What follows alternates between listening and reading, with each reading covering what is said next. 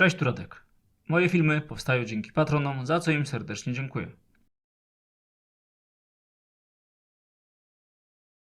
Partnerem kanału jest grupa Flying Atom, oferująca możliwość kupna i sprzedaży kryptowalut w kantorach stacjonarnych i bitomatach na terenie całego kraju. Prowadzimy również sprzedaż złota inwestycyjnego. Zapraszamy! W dzisiejszym odcinku przedstawię Wam drugą część filmu o obwodnicach stolic europejskich miast.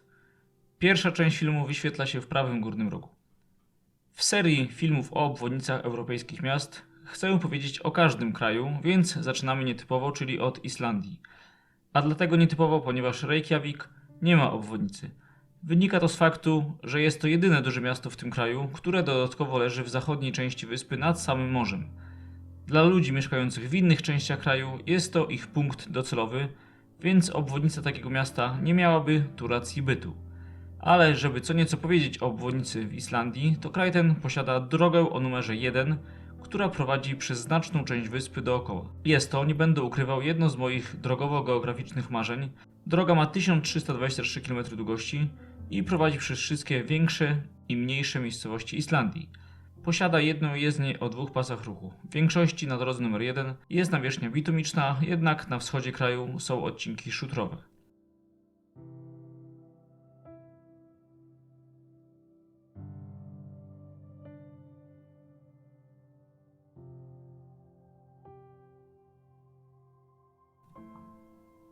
Pozostajemy w krajach nordyckich, a dodatkowo jesteśmy w Skandynawii, więc przenosimy się do Oslo, czyli stolicy Norwegii. Mieszka tutaj około 700 tysięcy osób. Oslo posiada obwodnicę zwaną jako Ring 3 długości 27 km. Droga na wielu odcinkach jest poprowadzona tunelami. Posiada 2 lub 3 pasy ruchu w każdą stronę i jest płatna. Obwodnica Oslo poprowadzona jest drogami E18, E6 oraz 150. Wszystkie połączenia z innymi drogami realizowane są przez węzły drogowe.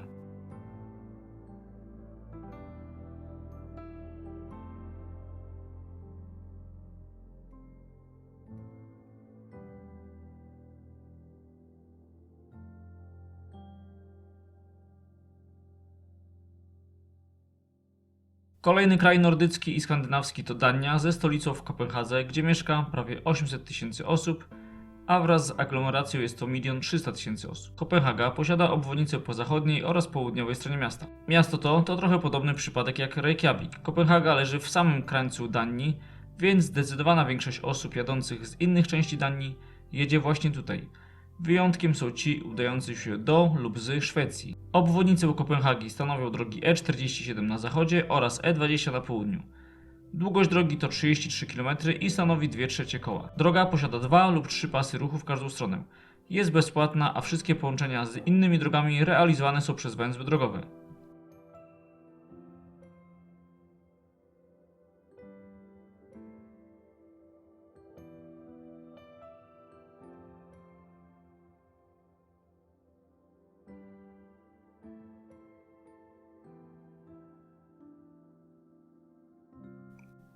Przenosimy się do sąsiedniej Szwecji. W stolicy kraju, czyli Sztokholmie, mieszka około 1,5 miliona osób. Obwodnica Sztokholmu stanowi około 3/4 koła i ma długość 18 km.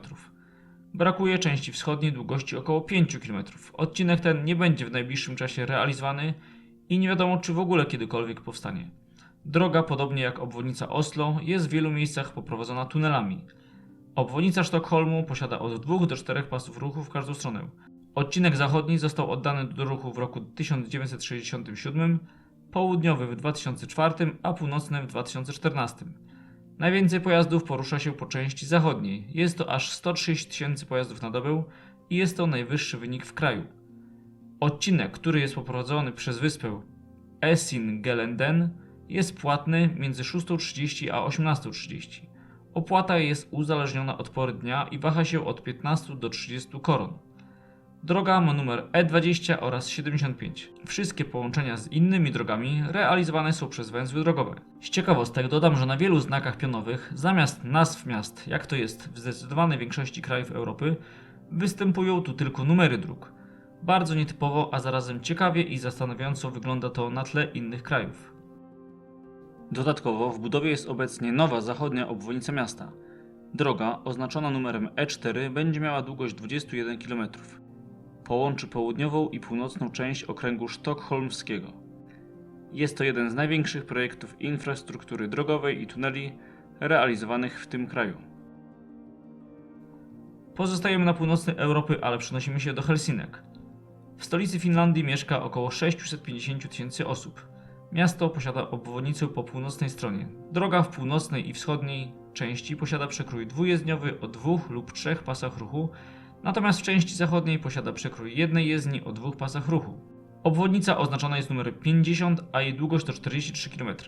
Wszystkie połączenia z innymi drogami realizowane są przez węzły drogowe. Droga jest bezpłatna. Przenosimy się do sąsiedniej Rosji. W Moskwie, gdzie mieszka 12 milionów osób, a w całej aglomeracji ponad 17 milionów osób, są 3 obwodnice. Obwodnica pierwsza, zwana jako obwodnica ogrodowa, ma długość 16 km. Ślad drogi odpowiada murom obronnym otaczającym kiedyś miasto. Droga posiada 4 lub 5 pasów ruchu w każdą stronę. Posiada skrzyżowania jednopoziomowe. Druga obwodnica, zwana jako trzecia obwodnica Moskwy, ma długość 35 km. Posiada od 3 do 5 pasów ruchu w każdą stronę. Wszystkie połączenia z innymi drogami realizowane są przez węzły drogowe. Budowę obwodnicy rozpoczęto w 1960 roku, a w całości została otwarta w 2004 roku wraz z tunelem Lefortowo długości 3,2 km. Natomiast najdłuższą i najbardziej oddaloną od centrum obwodnicą wokół Moskwy jest droga zwana jako MKAD, czyli Automobilowa Obwodnica Moskwy. Drogę otwarto w 1961 roku. Ma długość 109 km i jest trzecią najdłuższą obwodnicą w Europie po Berlinie i Londynie. Wszystkie połączenia z innymi drogami realizowane są przez węzły drogowe, których jest w ciągu obwodnicy 37. Pierwotnie droga posiadała 4 pasy w każdą stronę, jednak po przebudowie posiada 5 pasów w każdą stronę. Jest bezpłatna. Z racji ogromnego ruchu na drodze codziennie tworzą się tu gigantyczne korki.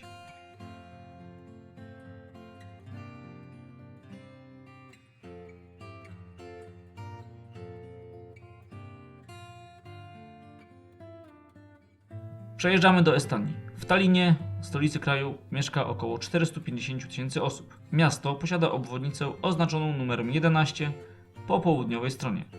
Droga ma długość 38 km. W zdecydowanej większości posiada przekrój 2 jezdni o 2 pasach ruchu, a na krótkim zachodnim odcinku posiada przekrój jednej jezdni o 2 pasach ruchu. Wszystkie połączenia z innymi drogami realizowane są przez węzły drogowe.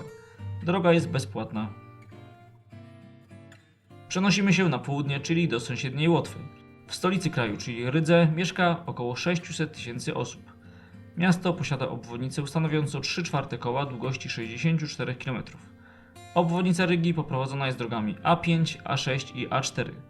Droga A5 na krótkim odcinku 4 km posiada przekrój 2 jezdni o 2 pasach ruchu, natomiast na pozostałym odcinku obwodnica jest drogą jednojezdniową. Połączenia obwodnicy z innymi drogami przeważnie realizowane są za pomocą węzłów drogowych, jednak istnieją również zwykłe skrzyżowania jednopoziomowe.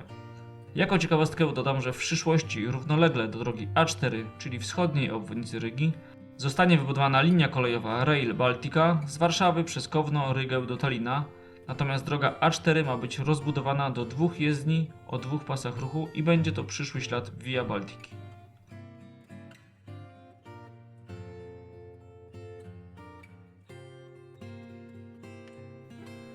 Pozostajemy w krajach nadbałtyckich i przejeżdżamy na Litwę do Wilna. W stolicy kraju mieszka około 550 tysięcy osób. Wilno posiada obwodnicę po zachodniej i kawałku południowej stronie miasta. Zachodnia część nie posiada oficjalnego numeru drogi, natomiast droga na południu ma oznaczenie A19. Obie drogi są bezkolizyjne oraz posiadają 2 lub 3 pasy ruchu w każdą stronę. W przyszłości planowane jest wydłużenie autostrady A19 od miejsca, gdzie teraz kończy się droga, do drogi A3 w śladzie obecnej drogi 106. Wtedy obwodnica będzie miała długość 37 km, obecnie ma niecałe 20 km. Przejeżdżamy do sąsiedniej Białorusi. W stolicy kraju Mińsku mieszka obecnie około 2 milionów osób. Wokół Mińska poprowadzona jest obwodnica miasta zwana jako MKAD, czyli Automobilowa Obwodnica Mińska. Droga w zdecydowanej większości wyznacza granicę Mińska. Trasa oznaczona jest numerem M9 i ma 56 km długości. Jest drogą bezkolizyjną, przeważnie z 3 pasami ruchu w każdą stronę. Była wielokrotnie przebudowywana. Obecnie średnio z drogi korzysta około 50 tysięcy aut dziennie. Mińsk posiada jeszcze jedną obwodnicę, zwaną jako MKAD-2, długości 158 km. Droga składa się z dróg M1, M14, R80 oraz M2. Droga posiada dwie jezdnie po dwa pasy ruchu i jest bezkolizyjna. Trasa M1 to główna droga Białorusi. Auta jadące z Polski w kierunku Rosji w ogóle nie dojeżdżają do granic miasta, tylko korzystają właśnie z autostrady M1. Droga M1 jest płatna. Przenosimy się na Ukrainę. W stolicy kraju, czyli Kijowie, mieszka obecnie około 3 milionów osób. Obecnie miasto posiada drogę, którą można nazwać obwodnicą. Jest poprowadzona jedynie w zachodniej części miasta, ma długość 28 km i jest oznaczona numerem M7. Trasa jednak jest w złym stanie technicznym. Droga posiada od 2 do 4 pasów ruchu w każdą stronę. Natomiast połączenia z drogami poprzecznymi są realizowane i przez węzły drogowe oraz przez skrzyżowania jednopoziomowe. Przez brak obwodnicy przynajmniej po stronie południowej Kijów zmaga się z ogromnymi korkami. W planach jest budowa 150-kilometrowej obwodnicy wraz z 2 mostami nad Dnieprem.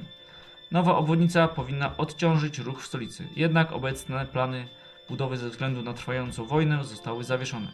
Pozostajemy w tej części Europy i przejeżdżamy do Mołdawii. Stolicą kraju jest Kiszyniów, gdzie mieszka około 670 000 osób. W tym roku otwarto pierwszy odcinek obwodnicy miasta długości 6,5 km. Droga znajduje się w zachodniej części miasta i jest oznaczona numerem M2. Docelowo budowa obwodnicy Kiszyniowa podzielona została na 6 etapów o łącznej długości około 90 km. Jednak na ten moment trudno oszacować, kiedy zostanie otwarta. Jako ciekawostkę dodam, że w północnej części miasta znajduje się jedno z najdziwniejszych skrzyżowań dróg w Europie, jakie kiedykolwiek widziałem. Jest to połączenie dróg M1, R4, M5 i R6. Są tutaj i węzły drogowe, i ronda, i skrzyżowania jednopoziomowe. W środku znajduje się komisariat policji, 2 stacje paliw oraz restauracja. W czerwcu wybieram się do Mołdawii i mam nadzieję, że uda mi się nagrać to niesamowite miejsce. Przenosimy się do pobliskiej Rumunii. Stolicą kraju jest Bukareszt, gdzie mieszka około 2 150 000 osób. Miasto posiada obecnie jedną obwodnicę dookoła długości 72 km. W zdecydowanej większości jest to droga jednojezdniowa o 2 pasach ruchu ze skrzyżowaniami jednopoziomowymi. Droga ma bardzo ograniczoną przepustowość i tworzą się na niej ogromne korki. Natomiast obecnie w budowie jest autostradowa obwodnica Bukaresztu o numerze A0 długości 101 km. Na ten moment nie jest jeszcze otwarty żaden odcinek, jednak w budowie jest aż 84 km, a dalsze 16 jest w planach. Uważam, że droga w idealnej odległości jest poprowadzona od granic miasta. Odcinki, które są w budowie, będą systematycznie otwierane do roku 2025.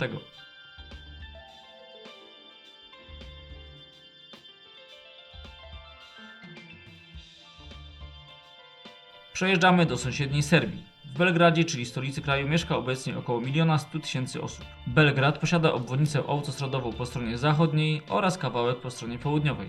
Droga oznaczona jest numerem A1, jej długość to 34 km, a jej przekrój to 2 jezdnie po 2 pasy ruchu. W budowie jest odcinek południowy od miejsca, gdzie obecnie kończy się obwodnica, do tego miejsca długości 7 km.